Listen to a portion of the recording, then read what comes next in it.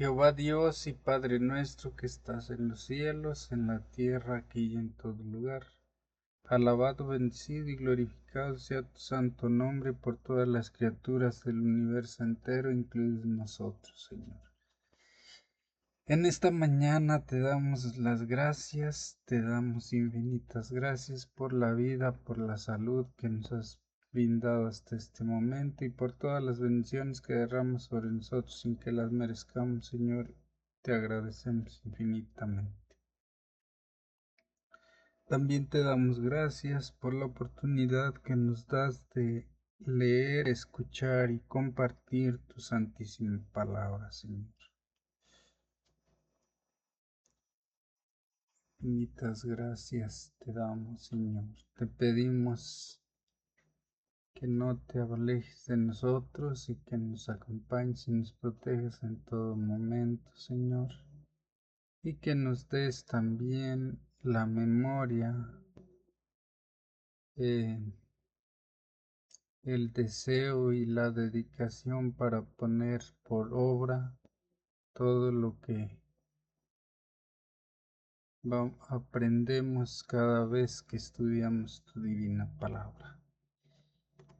En el nombre santo de nuestro Señor Jesucristo te lo agradecemos y te lo pedimos todo. Amén.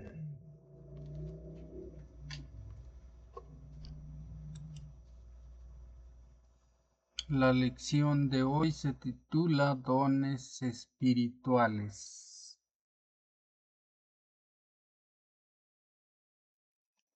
Estudiaremos primera carta a los Corintios, Efesios, primera de Pedro y el libro de Amós. Para memorizar. Sigan el amor y procuren los dones espirituales, pero sobre todo que profeticen. Al igual que el cuerpo humano, la Iglesia es una, pero tiene muchos miembros, cada uno con diferentes roles, funciones y dones. Empleados con amor, estos dones espirituales promueven un sentido de unidad que refleja el carácter del Dios Trino. Esta semana en esta lección examinaremos primera de Corintios 12 al 14 y su enseñanza acerca de los dones espirituales. Esta sección forma parte de una unidad un poco más amplia en la que Pablo aborda el comportamiento cristiano esperado en el ámbito religioso. 1 Corintios 11:14. La principal preocupación de Pablo tiene que ver con el problema de las reuniones desordenadas. Su respuesta a este problema es que la Iglesia es un todo cuyas partes tienen diferentes funciones que contribuyen a la edificación del cuerpo de Cristo. Efesios 4:12. En resumen, Dios dio a la Iglesia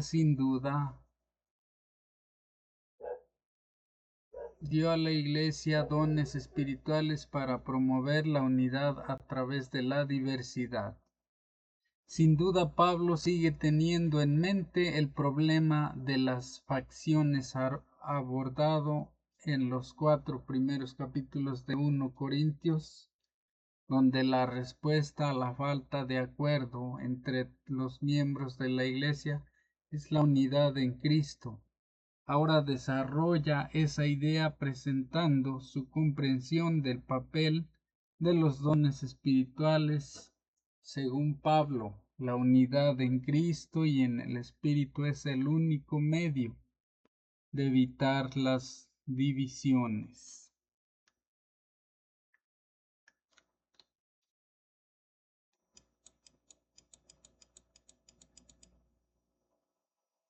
Parte 2. Diversidad de dones. Pablo introduce un nuevo tema en 1 Corintios 12:1 con la fórmula acerca de. Los eruditos discuten si se refieren a los dones espirituales o a las personas espirituales, ya que la expresión griega ton pneumatikon permite ambas interpretaciones. La traducción dones espirituales es preferible a la luz de 1 Corintios 12:4, donde Pablo se refiere claramente a ellos en 1 Corintios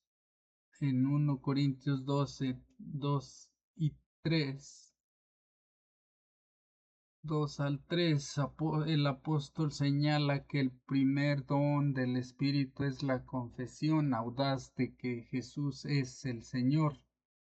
En los tiempos del Nuevo Testamento, llaman Señor a Jesús equivalía a decir que el César no lo era. Hechos 17:7. Ver también Juan 19:12-15. Esto era considerado un acto de sedición contra el poder imperial y por lo tanto se lo castigaba con la muerte. Jesús y Pablo enfatizan que la fe en Dios, incluso ante la persecución y la amenaza de muerte, es un don del Espíritu. En realidad, la fe es el más básico de los dones.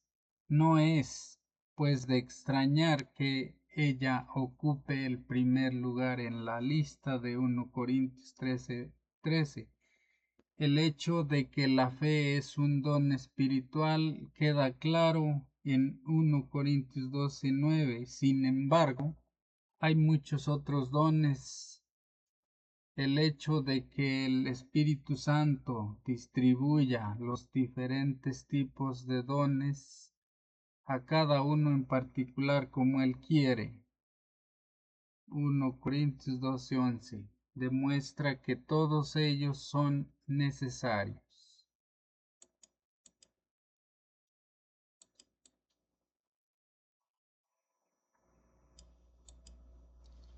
Lee 1 Corintios 12, 1 al 6.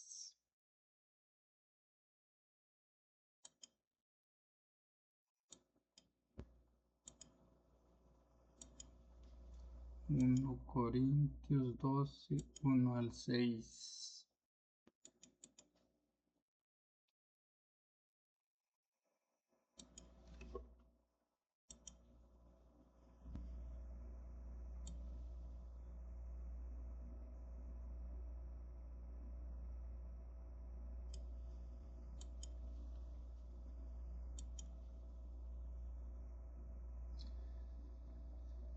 Dice, no quiero, hermanos, que ignoréis acerca de los dones espirituales.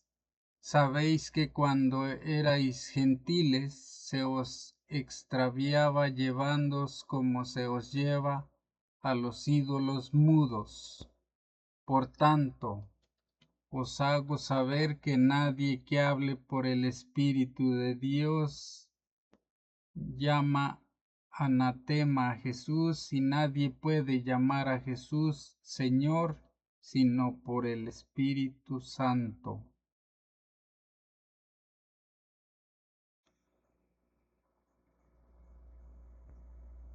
Ahora bien, hay diversidad de dones, pero el Espíritu es el mismo, y hay diversidad de ministerios, pero el Señor es el mismo, y hay diversidad de operaciones, pero Dios, que hace todas las cosas en todos, es el mismo.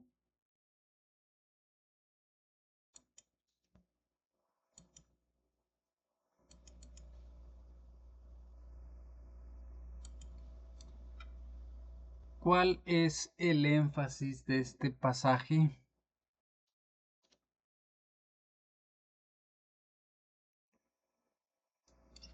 Pues dejar claro que únicamente hay un solo Dios, porque dice que habrá diversidad de dones, pero el Espíritu Santo es el mismo. Habrá diversidad de ministerios, pero el Señor es el mismo. Y habrá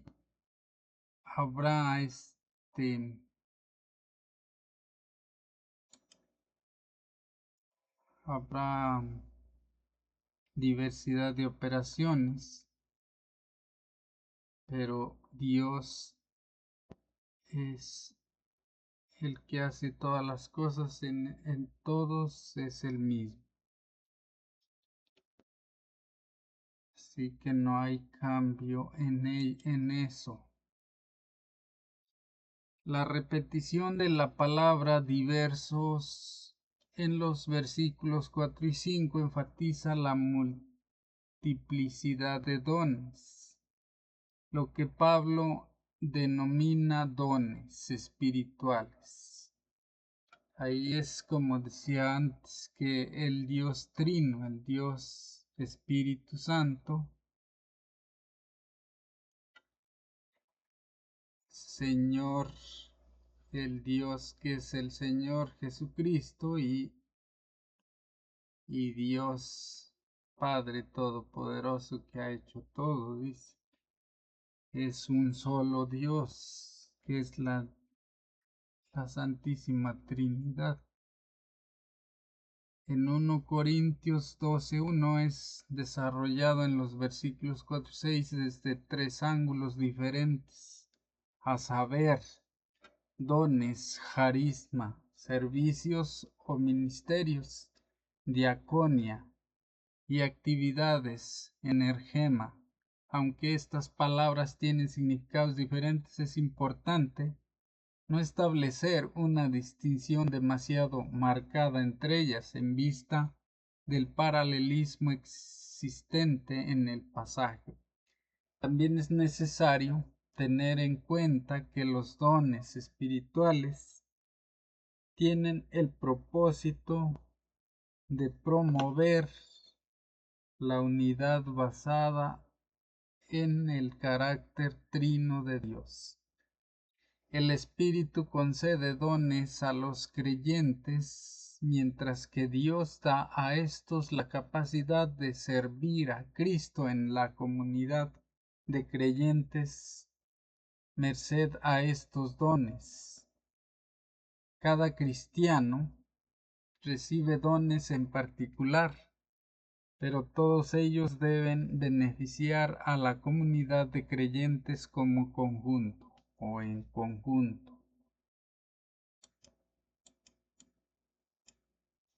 Parte 3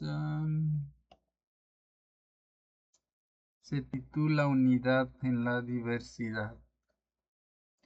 El lenguaje de la unidad introducido en 1 Corintios 12, 4, 6, 4 al 6, el Espíritu es el mismo, el Señor es el mismo y Dios es el mismo. Es desarrollado en el resto de 1 Corintios 12. Esto resulta evidente por el uso que hace Pablo de expresiones como el mismo Espíritu. 1 Corintios 12, 11. El cuerpo es uno. 1 Corintios 12, 12.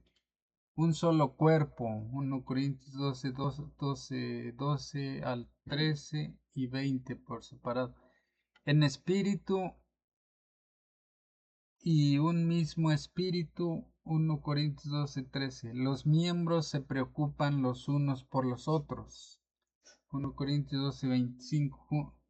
Junto con el concepto de la unidad, Pablo destaca la diversidad de miembros en el cuerpo de Cristo a través de expresiones como muchos miembros. 1 Corintios 12, 12, 20. Por supuesto, fuimos todos bautizados. El cuerpo no es un solo miembro, sino muchos.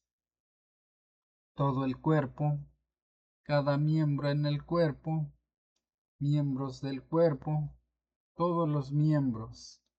Este énfasis tanto en la unidad como en la diversidad indica que los dones espirituales tienen como objetivo promover la unidad a través de la diversidad.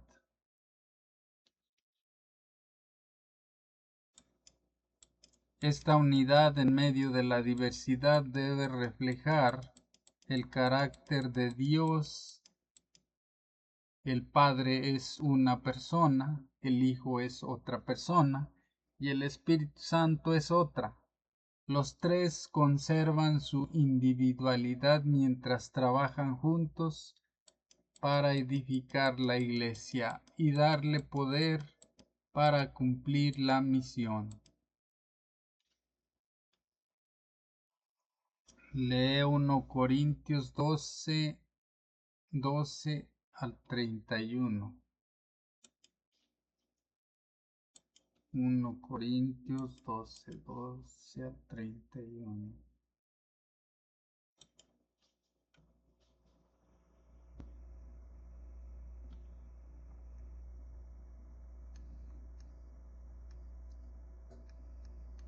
Porque así como el cuerpo es uno y tiene muchos miembros, pero todos los miembros del cuerpo, siendo muchos, son un solo cuerpo, así también Cristo, porque por un solo espíritu fuimos todos bautizados en un cuerpo, sean judíos o griegos, sean esclavos o libres, y a todos se nos dio a beber de un mismo espíritu. Además, el cuerpo no es un solo miembro, sino muchos. Si dijere el pie, porque no soy mano, no soy del cuerpo, por eso no será del cuerpo. Y si dijera la oreja, porque no soy ojo, no soy del cuerpo, por eso no será del cuerpo. Si todo el cuerpo fuese ojo, ¿dónde estaría el oído? Si todo fuese oído, ¿dónde estaría el olfato?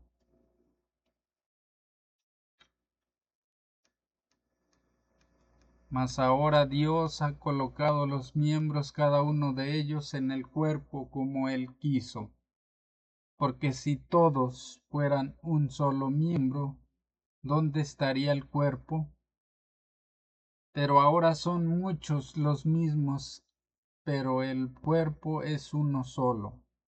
Ni el ojo puede decir a la mano, no te necesito, ni tampoco la cabeza a los pies, no tengo necesidad de vosotros.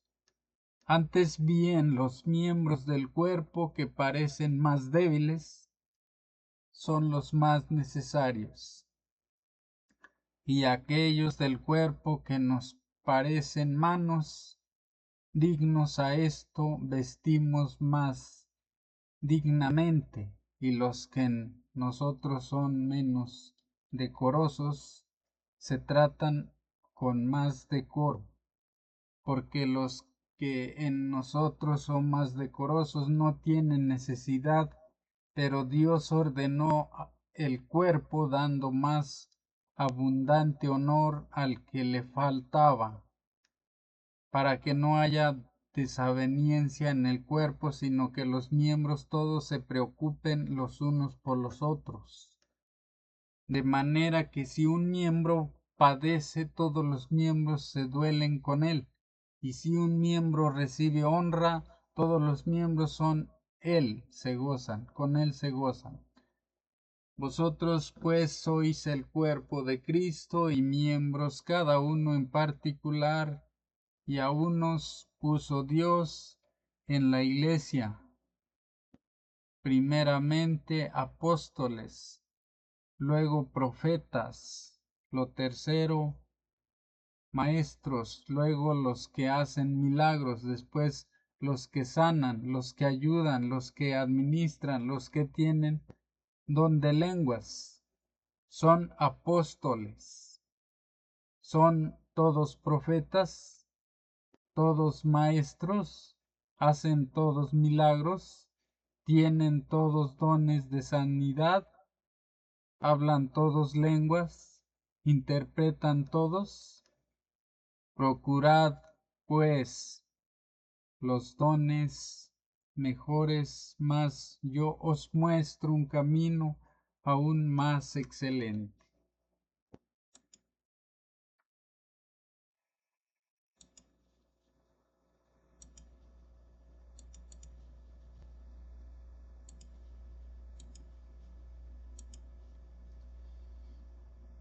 ¿Por qué la analogía de un cuerpo con muchas partes es apropiada para representar a la Iglesia y a sus miembros?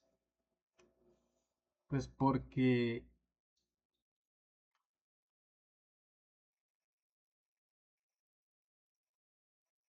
la cabeza es el líder.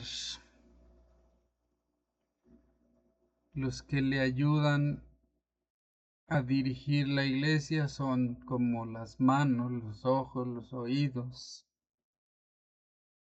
Y el resto de la iglesia pues podría ser los pies. Porque sin feligreses la iglesia no camina. Una idea central en 1 Corintios 12 es que aunque los miembros del cuerpo son individualmente muy diferentes entre sí, todos dependen uno de otro. Los pies dependen de los ojos para ver por dónde deben caminar. A su vez los ojos no pueden tocar nada, solo las manos pueden hacerlo. Además, la idea de que algunos miembros son más débiles, 1 Corintios 12:22, son menos honrosos, 1 Corintios 12:23, que otros, es solo una impresión, ya que todos son necesarios, 1 Corintios 12:22. Desgraciadamente existía entre los corintios la tendencia a valorar algunos dones y descuidar otros. Para evitar que cometieran este error, Pablo dirigió la atención de ellos al amor, el cual es un camino aún más excelente. 1 Corintios 12:31. En otras palabras, cualquier don resulta agradable para Dios si es empleado con sabiduría y amor.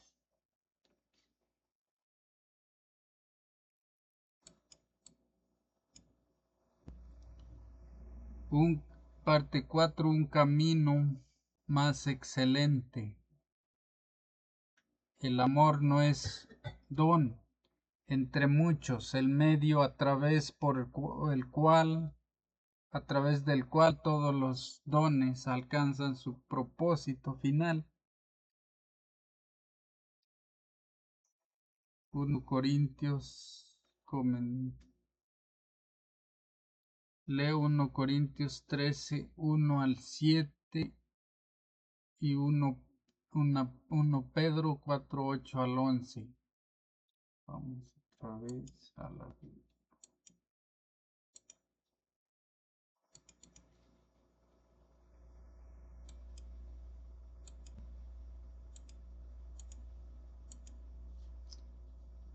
1 Corintios 13,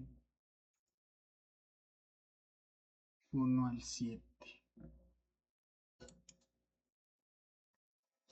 Si yo hablase lenguas humanas y angélicas y no tengo amor, vengo a ser como metal que suena o címbalo que retiñe.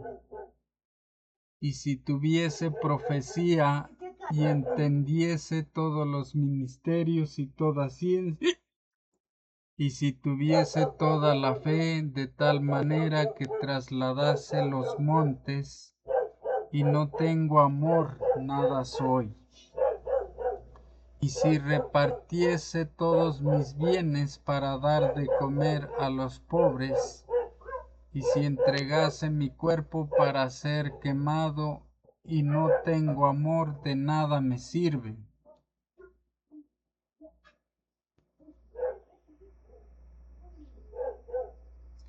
El amor es sufrido, es benigno.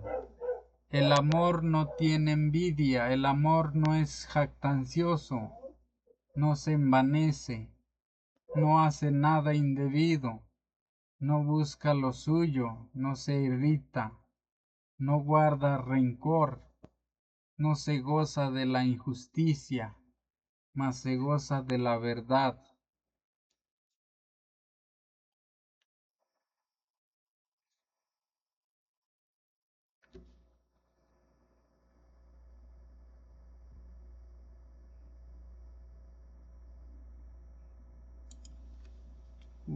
Pedro 4 al 11.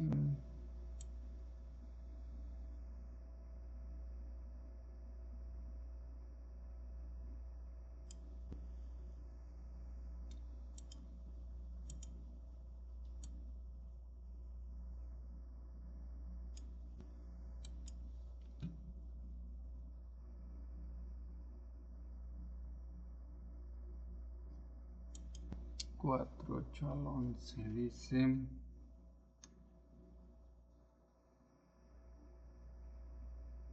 y ante todo tened entre vosotros ferviente amor, porque el amor cubrirá multitud de pecados.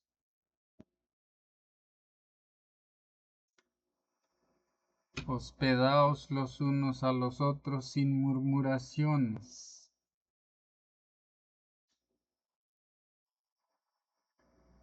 Cada uno según el don que ha recibido, ministrelo a los otros como buenos administradores de la multiforme gracia de Dios. Si alguno habla, hable conforme a las palabras de Dios. Si alguno ministra, ministre conforme al poder que Dios da, para que en todo sea Dios glorificado por Jesucristo, a quien pertenecen la gloria y el imperio por los siglos de los siglos. Amén.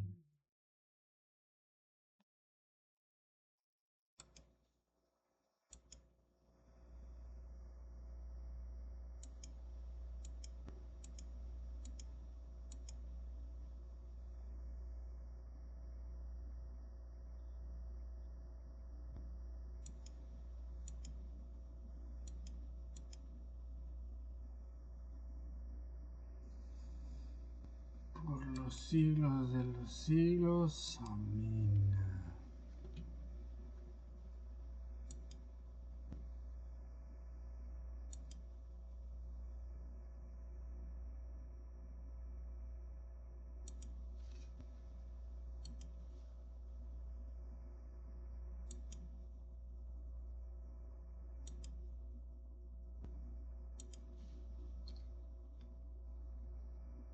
¿Cuál es el papel del amor en lo que respecta a los dones espirituales?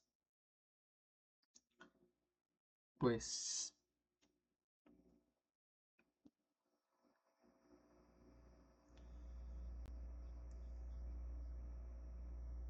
hacer el bien tanto hacia Dios como hacia nuestros semejantes o nuestro prójimo. Ese es el papel del amor. El capítulo 13 de 1 Corintios enseña que los dones espirituales solo pueden ser usados adecuadamente mediante el amor. Pablo inicia este capítulo aludiendo a los dones mencionados en el capítulo previo para enfatizar que carecen de valor si no están motivados por el amor. Por lo tanto, el conocimiento, incluso una fe, el conocimiento y la fe, incluso una fe que trasladará los montes, no son nada sin amor.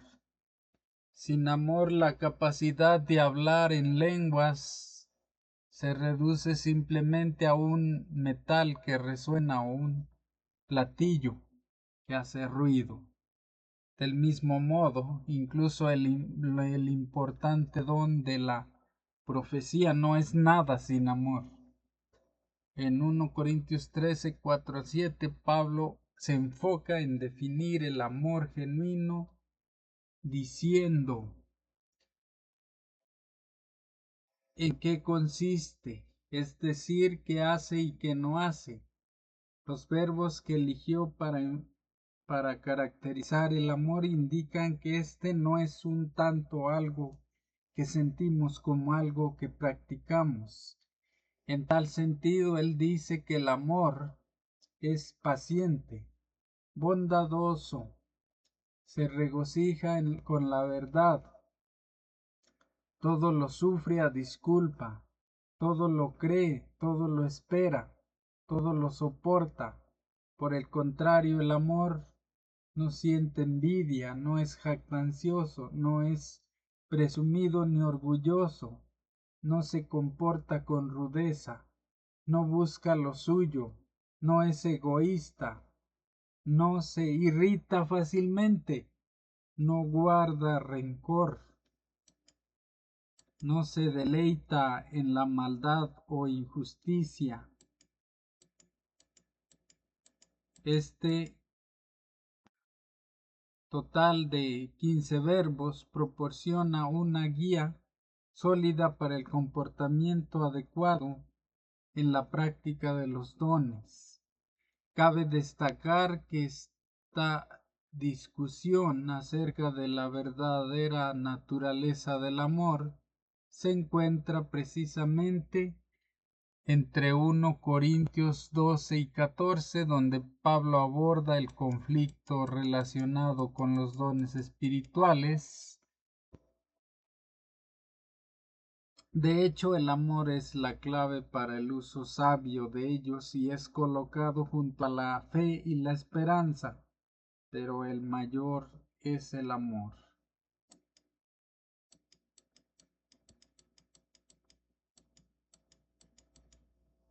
Parte 5. El don de lenguas. ¿Qué podemos decir del don de lenguas? En consonancia con la manifestación del don en otras partes de la Biblia, el don de lenguas es 1 Corintios, en 1 Corintios probablemente la capacidad otorgada por el Espíritu para hablar en idiomas diferentes del propio.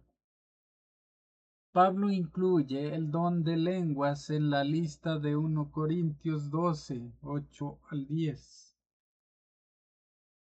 1 Corintios 12, 28, 30, 12, 1, 8 y también se refiere a él repetidamente en 1 Corintios 14. De hecho, la palabra griega glosa, lengua o idioma aparece más de 20 veces en 1 Corintios 12, 14.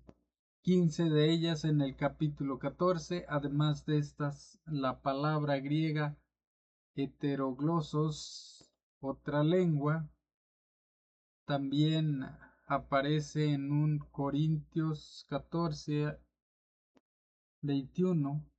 Este gran número de referencia al don de lenguas sugiere que el asunto era de la iglesia de Corinto, que el asunto era de especial interés para Pablo.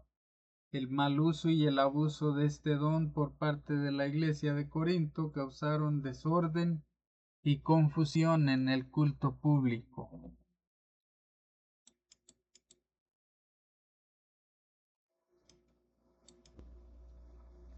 Lee 1 Corintios 14,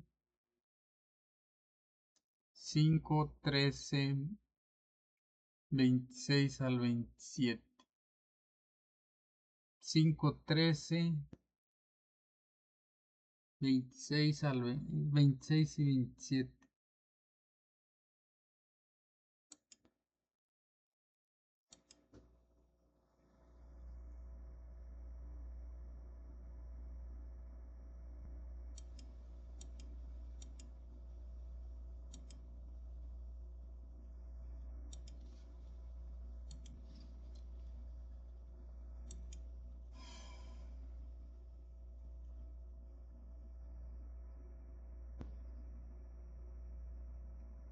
1 Corintios 14.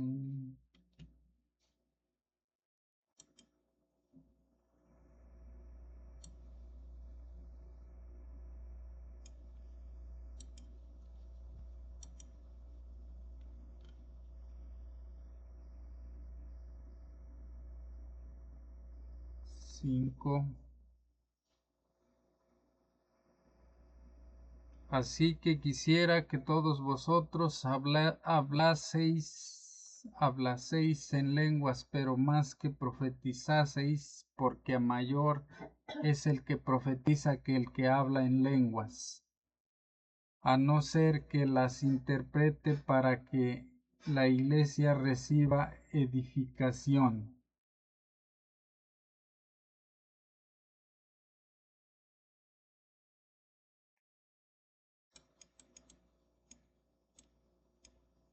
El 13 dice, por lo cual el que habla en lengua extraña pida en oración poder interpretarla.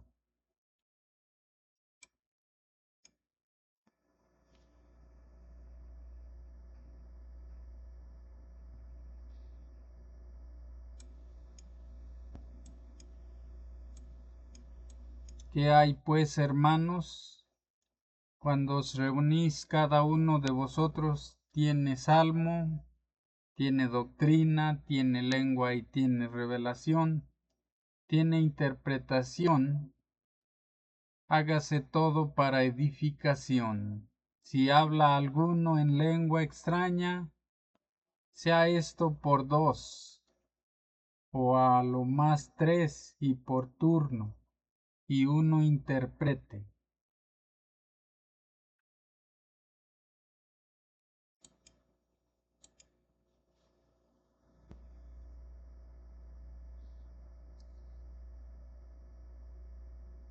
Uno Corintios 12, 10 y 30.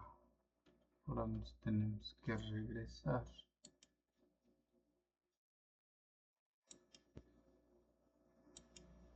al 12. 1 Corintios 12, 10 y 30. El 10 dice, a otro, al hacer milagros a otro, profecía a otro, discernimiento de espíritus a otro, diversos géneros de lenguas y a otro interpretación de lenguas.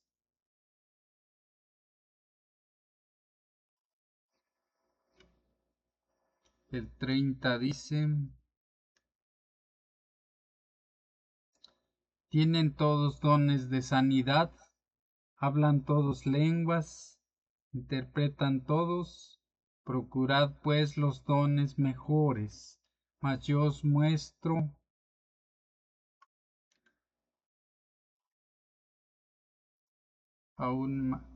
mas yo os muestro un camino aún más excelente.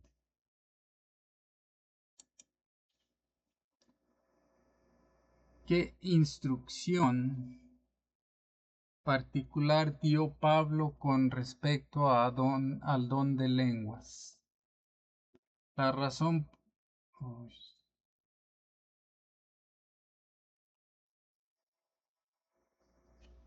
pues que sea,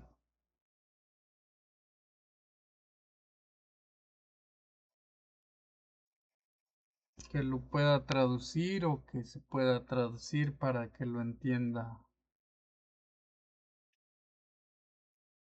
toda la población de la iglesia en general.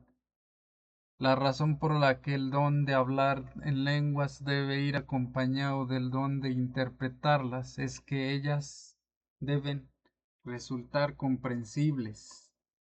De lo contrario, no hay beneficio alguno en ese don. Esto explica por qué Pablo puso tanto énfasis en la interpretación y la comprensión. Obviamente no es criticando el don de lenguas en sí, sino, como veremos en la siguiente parte, la importancia excesiva que los corintios le atribuían lo que llevaba a descuidar el don de profecía. En este punto es importante señalar que aunque Pablo deseaba que todos los corintios pudieran hablar lenguas extranjeras, no esperaba que eso sucediera. Por lo tanto, la idea de que todos deben hablar en lenguas antes de reclamar el bautismo en el Espíritu Santo es una perversión de la enseñanza de Pablo en 1 Corintios 12:14. Dones espirituales, tratado de teología. Bueno, asocias, eso ya no. Perversión de la enseñanza de Pablo en 12:14. Parte 6. El don de profecía. El don de profecía ocupa un lugar destacado en la discusión de Pablo acerca de los dones espirituales. Curiosamente, este don suele ser mencionado antes que el de lenguas, el cual aparece primero en algunas ocasiones solo para enfatizar su importancia relativa en comparación con el de profecía.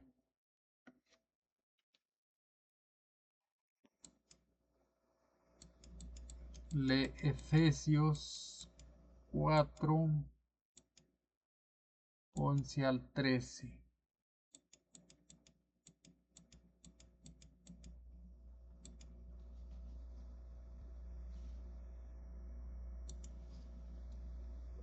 Efesios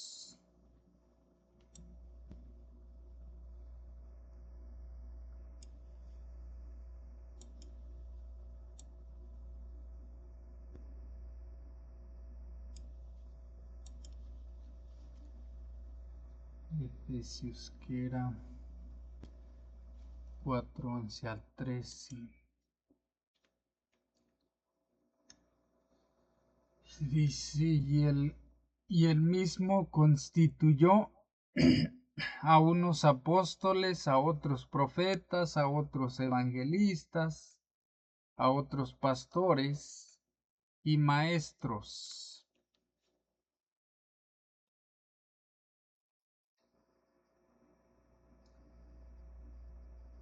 a fin de perfeccionar a los santos para la obra del ministerio, para la edificación del cuerpo de Cristo, hasta que todos lleguemos a la unidad de la fe y del conocimiento del Hijo de Dios, a un varón perfecto, a la medida de la estatura de la plenitud de Cristo.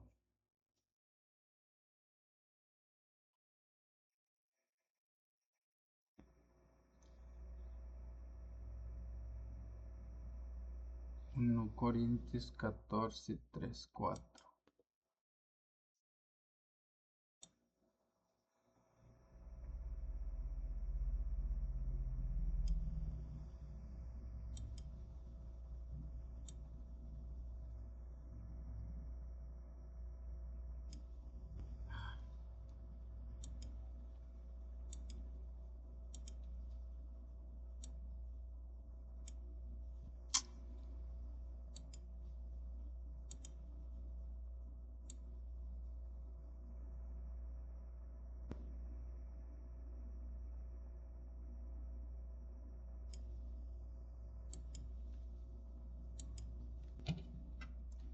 Pero el que profetiza habla a los hombres para edificación, exhortación y consolación.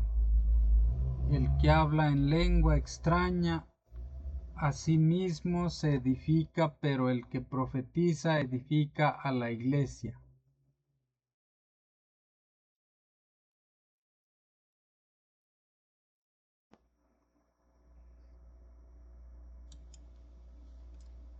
¿Qué dicen estos pasajes acerca del propósito de los dones espirituales en general y del don de la de profecía en particular?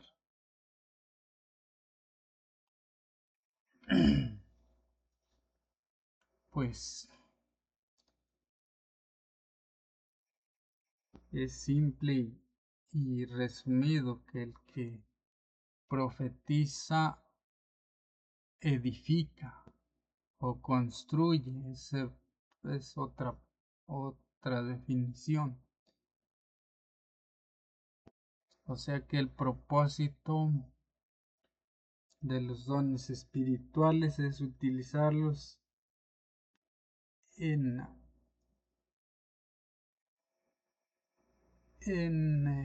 esparcir el conocimiento de la palabra de Dios, la ley de Dios, o sea, la Biblia. El don de profecía tiene como objetivo edificar, exhortar y consolar. Comparar con esto sugiere que la profecía no se refiere tanto a predecir el futuro como a la manera apropiada de vivir en el presente. El verbo griego profeteuo puede significar decir algo por adelantado o decir algo en nombre de otra persona. El primer sentido se observa en Hechos 2, 29 al 31, Amos 3:7, donde la idea de que David es un profeta se explica como la acción de ver de antemano o prever. El segundo sentido se advierte en Hechos 15:32, donde Judas y Silas son identificados como profetas. Sin embargo, su profecía consistía en consolar y confirmar a los hermanos con abundancia de palabra. Efesios 4:11-13 señala que los dones espirituales no cesarían en la era apostólica, sino que estarían presentes hasta el fin.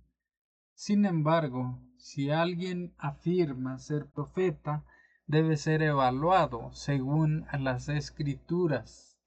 En términos generales deben cumplirse 4 reglas. Primero, las profecías o predicciones anunciadas por la persona deben cumplirse. Segundo, el mensaje debe concordar o estar en armonía con el de los profetas anteriores.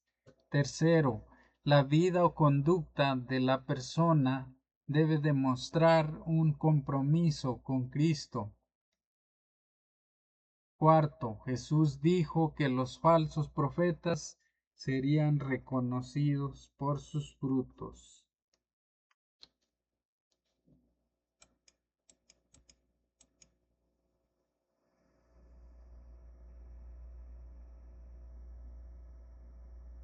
Esto también se aplica a los verdaderos profetas. El libro de Apocalipsis indica que el don de profecía es una característica distintiva de la iglesia remanente. Como adventistas del séptimo día creemos que este don fue otorgado a Elena G. de White y que se pone de manifiesto en sus escritos. Parte 7 para estudiar y meditar. Que los hombres salgan a trabajar confiando en el Señor y Él irá con ellos, convenciendo y convirtiendo almas. Un obrero puede ser un buen orador, otro un buen escritor, otro puede tener el don de la oración sincera y ferviente, otro el don del canto, otro puede tener un poder especial para explicar la palabra de Dios con claridad. Cada don se convertirá en un poder para Dios porque Él coopera con el obrero. Dios da a uno la palabra de sabiduría, a otro conocimiento, a otro fe, pero todos deben trabajar bajo la misma autoridad. La diversidad de dones conduce a una diversidad de operaciones, pero Dios que efectúa todas las cosas en todos es el mismo. Que nadie menosprecie los dones supuestamente menores. Que todos se pongan a trabajar, que nadie cruce los brazos con incredulidad porque piensa que no puede hacer obras poderosas. Dejen de mirarse a sí mismos, miren a su líder con mansedumbre, sinceridad y amor, hagan lo que puedan. Todos necesitamos la ayuda que podemos recibir de otros.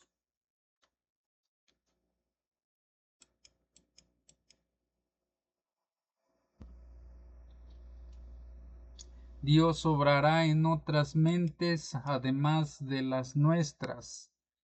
Los diversos dones entregados a diferentes individuos deben combinarse para perfeccionar a los santos, para la obra del ministerio, para la edificación del cuerpo de Cristo. Siempre habrá obstáculos delante de nosotros, pero hemos de seguir a nuestro líder y enfrentar nuestras dificultades en forma unida, tomados de la mano.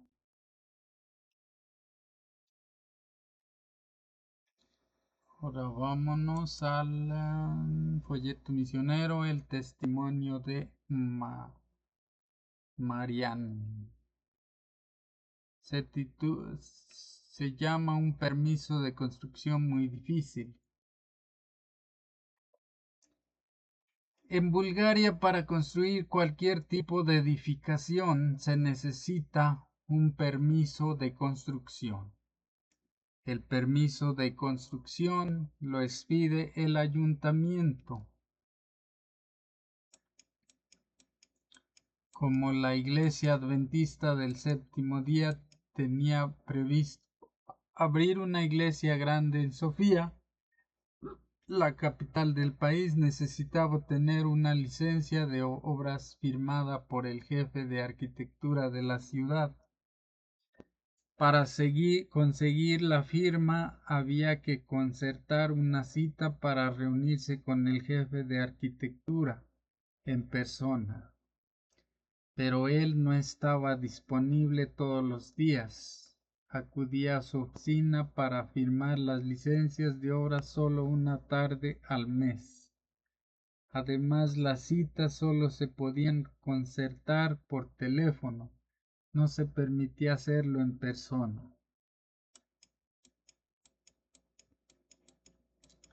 Iba la secretaria de la oficina de la Iglesia Adventista del Séptimo Día en Bulgaria, fue la encargada de llamar a la secretaría del jefe de arquitectura para solicitar una cita. La tarea no era sencilla. El primer mes, cuando iba ya llamaba, la línea telefónica estaba constantemente ocupada. El segundo mes la línea estaba libre, pero nadie respondía. El tercero y el cuarto mes volvía a estar ocupada. Finalmente, el presidente de la Iglesia Adventista en Bulgaria fue a la oficina del jefe de arquitectura para explicar la situación en persona. No puede concertar una cita viniendo aquí, le dijo la secretaria. Tiene que llamar por teléfono. Entonces el presidente llamó a Iva desde la oficina del jefe de arquitectura y le dijo: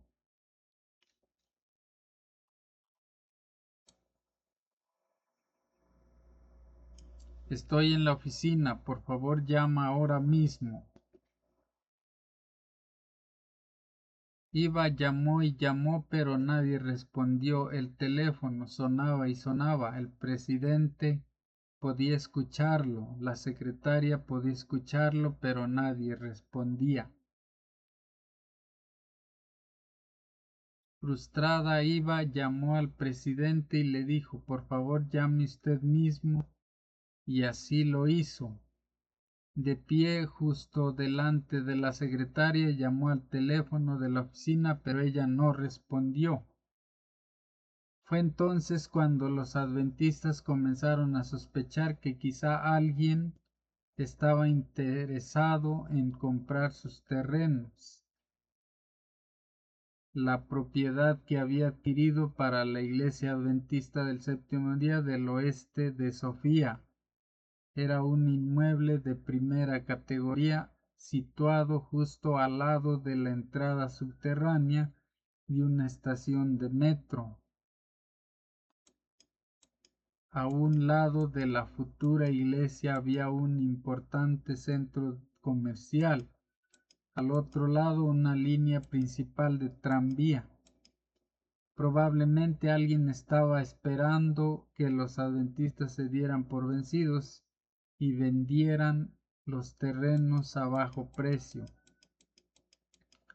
Los adventistas comenzaron a orar fervientemente por la construcción de su iglesia. Oraron durante 25 años. Finalmente un nuevo jefe de arquitectura asumió el cargo en Sofía y firmó el tan esperado permiso de construcción. La construcción de la iglesia comenzó en octubre de 2024 con la ayuda de una ofrenda de 13º sábado, también conocida como ofrenda trimestral para proyectos misioneros. Nos complace que nuestras oraciones de 25 años se hicieron realidad, dijo Marian, anciano principal de la iglesia.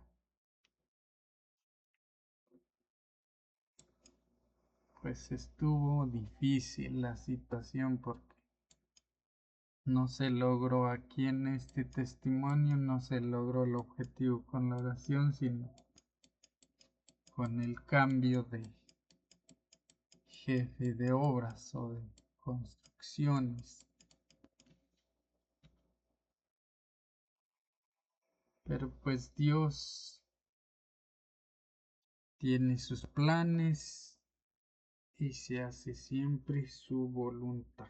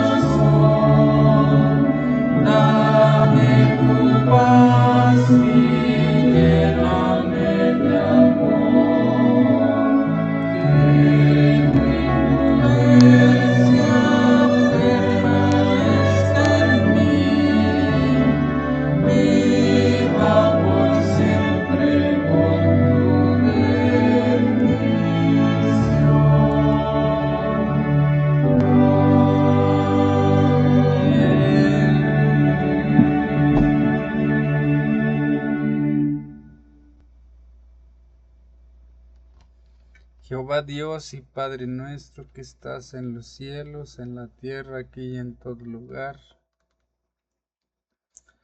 Alabado y bendecido sea tu nombre por todas las criaturas del universo entero, incluidos nosotros. En esta mañana te damos gracias por la vida, por la salud y por habernos permitido estudiar tu santa palabra, hacer la oración, darte las gracias, agradecerte y aprender acerca de los dones o acerca de los y también conocer sobre los miembros de nuestro cuerpo que son puestos sabiamente por ti para honrarte y alabar tu santo nombre, Señor. Te agradecemos infinitamente por ello, Señor. Ponemos en tus manos la salud y la vida de todas las personas que están sufriendo de algún mal, padeciendo en una cama. Te pedimos sanación para ellos y la medicina o el remedio exacto para que su sufrimiento se detenga o termine. Sabemos que la muerte es un tipo de solución para parar el sufrimiento, pero apelamos a ti para que les des algún tipo de remedio o cura para que puedan vivir el resto de sus días sin sufrimiento, sin padecimiento. Y por último pongo en tus manos o ponemos en tus manos la integridad física, de salud de todas nuestros familiares y amigos y hermanos para que sea tu santa voluntad en nosotros y no la voluntad de alguien, de una mala persona o de un mal espíritu, Señor. En el nombre santo de nuestro Señor Jesucristo te damos gracias por todo, te agradecemos infinitamente todo y te lo pedimos todo. Amén.